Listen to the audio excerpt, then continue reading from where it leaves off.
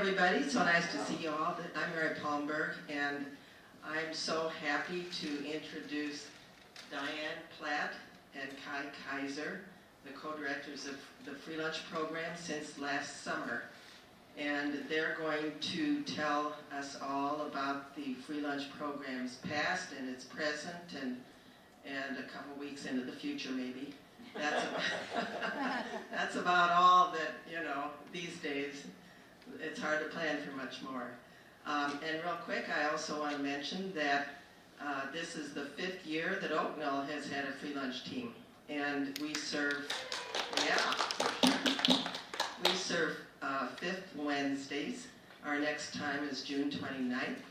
And if you are interested in helping that day, please get in touch with me, and we will be glad to put you to work. So, welcome to Diane and Kai.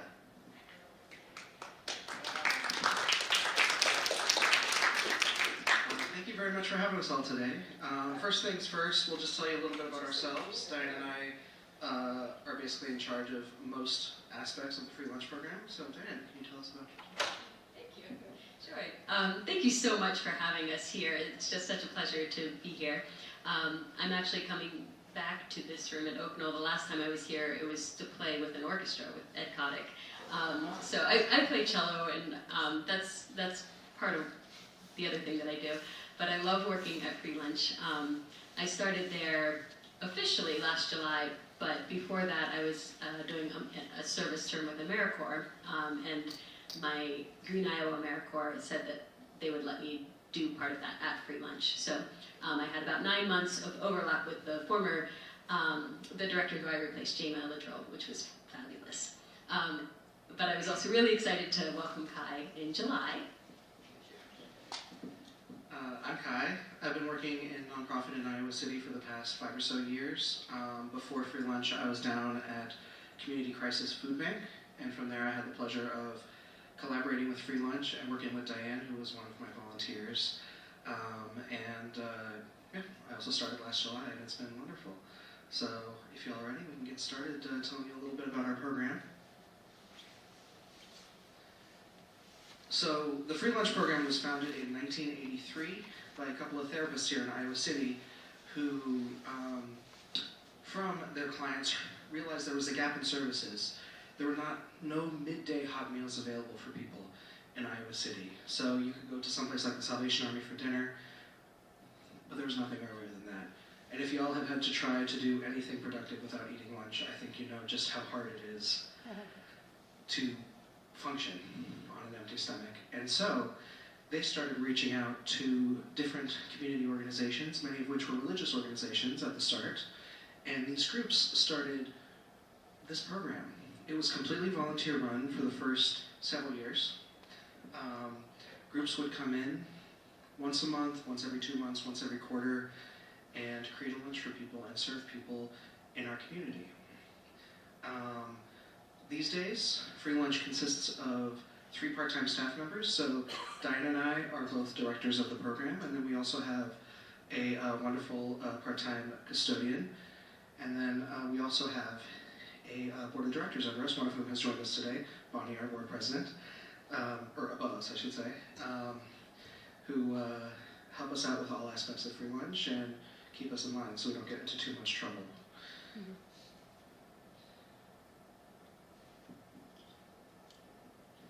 But above all, Free Lunch is our volunteer teams. We have over 900 volunteers who appear in Free Lunch program annually. They come from groups from all over the community, a lot of faith-based organizations, but 35 groups in total, some civic, some groups like Oakville, and some businesses even send a volunteer team to Free Lunch.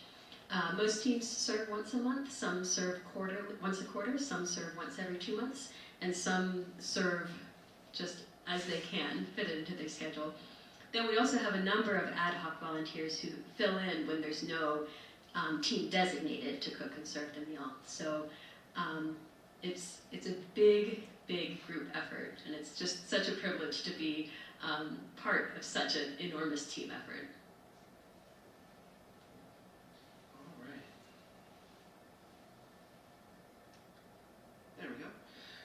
And so, what do we do at Free Lunch? We told you who we are. Here's what we do. We serve hot midday meals 6 days a week, every week. That's including holidays. The only holiday day we don't serve is Thanksgiving because there's food all over town. But otherwise, we understand that hunger doesn't take a vacation, right? So we make it our goal to always be there to serve our guests and make sure they get fed.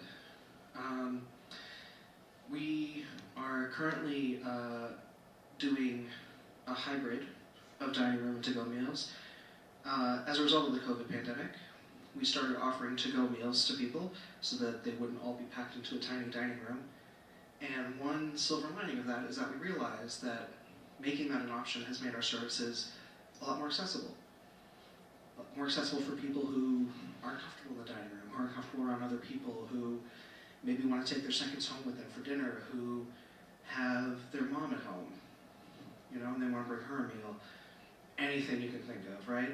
And so we've been able to create this hybrid approach that allows us to get food out to as many people as possible who can come down to our org, and a few more beyond that. And then one bonus thing we do is offer winter items. So hats, gloves, scarves, some of our items during the winter. Most of them come from generous donations from our community, both financial and donations of items.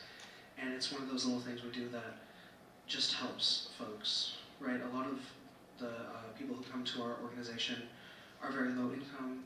Many people are homeless. And we try to offer everything we can. Sometimes we get lucky and we get to offer a little bonus. Last winter, 4Cs had some extra toys left over. And so during Christmas, we were able to hand out a big old table full of toys, and everything went. And you'll see our guest. If you come down for yourself, you'll see our guests are some of the most generous people you ever meet. They always make sure to get extra food, extra items for their friends, for their family, for the guy down on the sidewalk, who could maybe use a meal. So that's what we do, kind of generally. And then the program itself, our mission statement is, wow, I just blanked out. Thank you. An open door, a full plate, no questions asked. And that no questions asked part is part of what makes our organization so unique. We will serve anybody who comes to us for a free meal. Speaking from my experience in the nonprofit world, so many things can be barriers to people who are looking for services. Something as simple as getting an ID can be incredibly difficult if you don't have money, if you have lost all forms of identification, if you've lost your birth certificate. Some folks may not be able to read or write, some folks may not speak English. So having any kind of paperwork, having any kind of identification, any of those barriers can make it really hard for a lot of people to get what the nonprofits are offering them. And so at Free Lunch, we understand that these folks are dealing with these barriers all over the place, and we don't want to put up any more of those. So anybody can come get food from us. Anyone from any walk of life, they come in, they'll get a smile, they'll get a free meal, and they'll get to know our community. In 2021, we served over 28,000 meals. So we tend to average between 70 to 120 meals served per day these days. Today we served about 170 meals. It was very busy and very fun.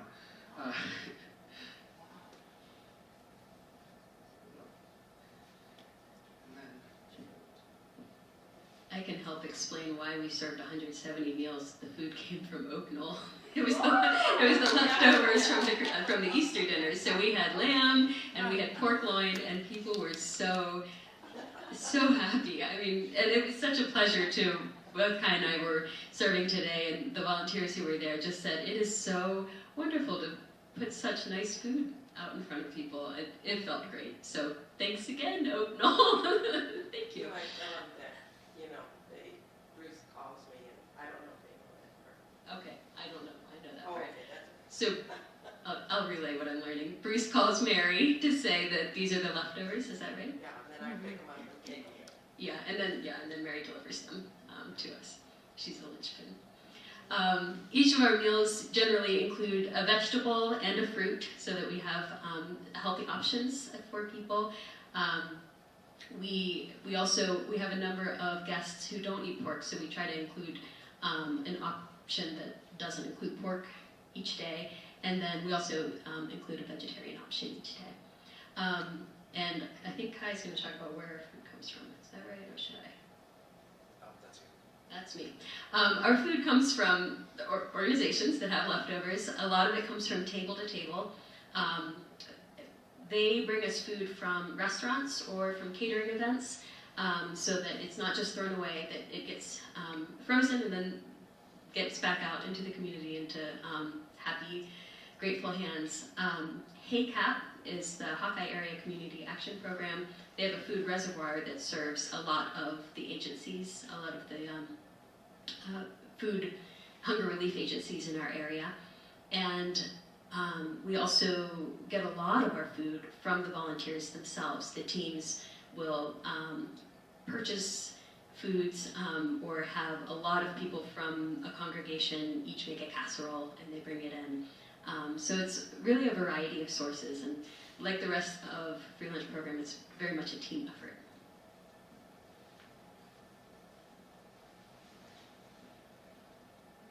All right, and then as is the case with any nonprofit, we need different kinds of support to sustain our operations. And so a lot of our support comes from various grants and funding from various organizations. So many of our churches who host free lunch teams also very generously donate to us regularly. And then other orgs that you may or may not be familiar with, the Community Foundation of Johnson County, who through them our endowment is named after Mary Palmberg. A little something for y'all. She is very special to our organization and has done a lot of hard work for it. And then from United Way of Washington and Johnson counties. And then we also get money from the City of Iowa City from Johnson County and various kinds of federal funding, like the Emergency Food and Shelter Program and other funds that are set aside for relief, basic needs relief. And Diane already told you a little bit about HACAP and Table to Table. Would you like to add anything? Well, it's helpful to see those logos because you've probably seen them out on vans at the very least in the community. Both of those organizations are amazing partner organizations for us. Free Lunch Program gets to partner not just with these, but a number of the other social services organizations in our county, and that's pretty special. We have a lot of good things going on here in our community. And then a lot of our support comes from our community, from folks like you who donate to us, who give us what they can. Individual donations last year made up about 1/3 of our budget, which I had to double check the math because that seems huge, but that very much is in line with the spirit of Free Lunch. We are a community program. We're a program that was built by the community, and we're supported by the community, and we're supported by people who are passionate about what we do. And so, yeah. Let's see what else. And then there are a lot of ways to support the Free Lunch Program if you're interested. Diane, will you tell us a little bit about volunteering for FLP? When you go to our website or email, this is Kai's email up on this slide, but Kai is very good at communicating with me. You can get the information about when we have those open days, when there's no team designated, and you can come and volunteer and just sort of check it out. Bonnie's done that a lot, and I keep hearing her say how much fun it is. So if you want to talk to Bonnie for a testimonial, you can do that. We also invite you to come have lunch with us. I'm going to jump ahead a little bit. Because we are always open to everybody, everybody's welcome to just come sit down with the guests, enjoy a meal, and enjoy the camaraderie of being part of that community. And if you're interested in volunteering with the Old Knoll group, I'll just say this one more time, talk to Mary Palmberg. She is our team leader. How our groups are arranged is there's a team leader who essentially does all the organizing, and then a team surrounding them, and then Diane and I are there for support. But it very much is volunteer-led. So please talk to Mary to learn more about volunteering for free lunch. You can also help us out by donating if you're able. You can go to our website, iowacityfreelunch.org, or you can contact us via email or phone. Like I said, donations make up a really significant part of our budget, and every little bit helps. The other day, one of our guests, who was relatively new, he'd been coming in for a few weeks, gave us the last few dollars out of his pocket, and it was unbelievably generous. You know, we are an organization with many legs supporting us, and those legs are the people in our community and the little bit of help that everybody is able to give. So if you can, please consider it, and we're always here to answer your questions. And I'll also reiterate, come have lunch with us. Come get to know our operations firsthand, come get to know some of our volunteers, come get to know our guests. Because of our confidentiality policies, I didn't include any pictures of guests here, but honestly, it's one of the great pleasures of working at Free Lunch is getting to know the people who come in every day. And I encourage anyone to come get to know those members of the community because they're frequently overlooked and they're some of the most generous and kind people I've ever met in my life. Would you like to add anything, Diane? All right. So we thank you all for listening, for coming down. We would like to open up the floor to questions if anybody has any. Thank you, Diane.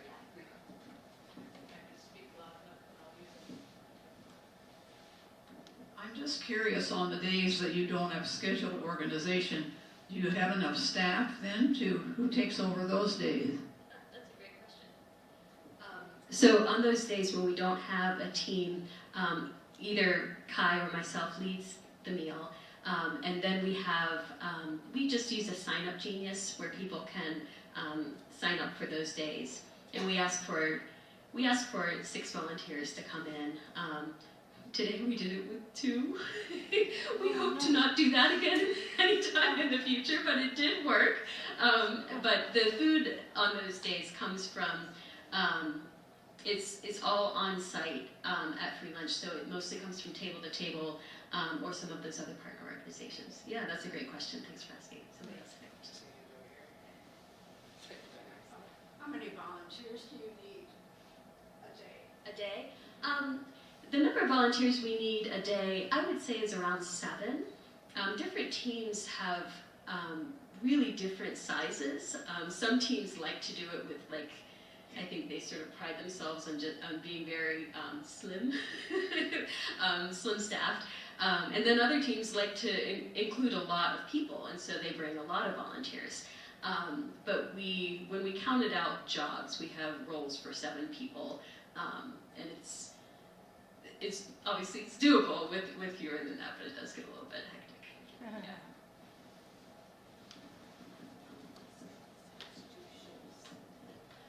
Who is the population that you serve, like ethnically? Who are the people that you're taking care of?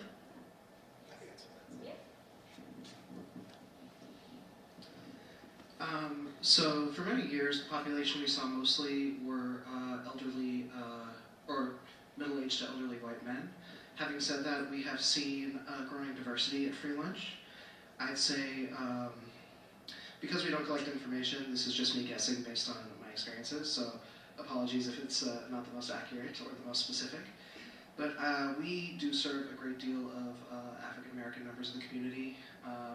We get a lot of folks who are currently unhoused. Shelter House sends a lot of people our way. So I'd say older folks, white, black, we get a lot of Latinx folks as well. So it's becoming a more and more diverse space as the years go on. And we're seeing more and more young people, I think, with the hardship of the pandemic, who are coming in groups and who are coming in and getting food regularly. So it's a pretty diverse, and it's becoming more diverse. Are there children? We'll see children occasionally. Fortunately, Iowa City schools provide lunch for a lot of kids, but during breaks, we'll see some children coming down with their parents, and frequently people will report if they come and get like a meal for themselves in seconds, or if they come late and get a bunch of meals, that they're bringing them home to their kids. I think we saw one with 4 kids today. So we don't have a huge population of young people, but fortunately, because the schools do serve lunches and they frequently offer lunches during breaks, but we certainly do see them. Does anybody else have any questions?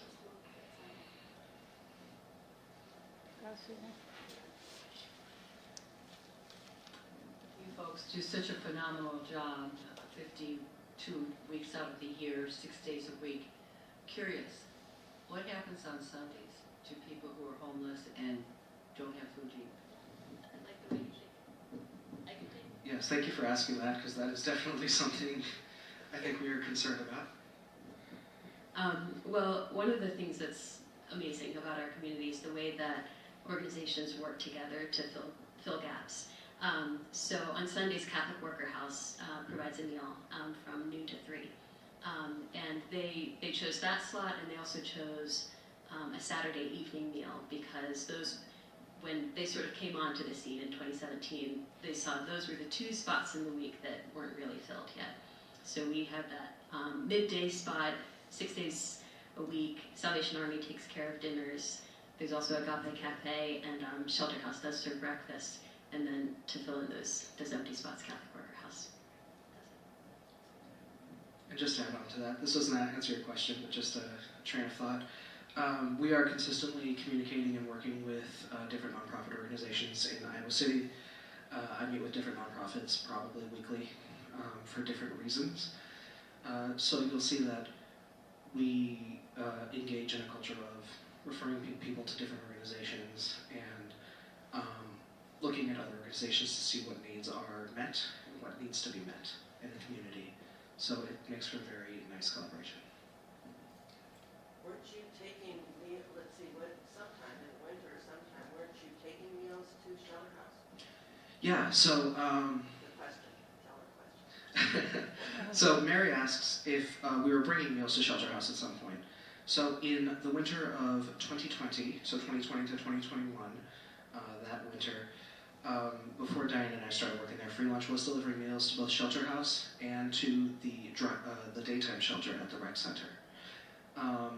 This year we did not, mainly because there was no daytime shelter this year for COVID. So what we did instead was we decided to reopen our dining room. So we'd been doing just takeout to that point, and so we reopened our dining room so that people who did not have a place to eat indoors could come eat with us. But we have done that kind of programming in the past, and it's something we're open to in the future if it becomes necessary or if we're able to with the resources that we have. And do you still have a question back there? All right. Anybody else?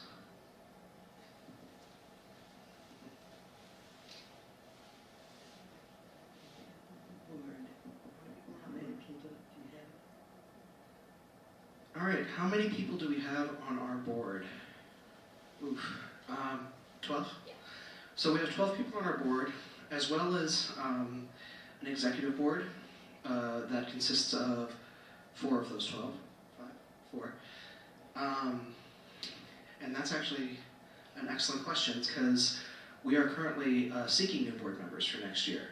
So if you're interested in helping out the organization in that way as well, please talk to us, and also talk to Bonnie. Like I said, she's the current president of our board, and she knows more about Free Lunch than probably anybody but Mary.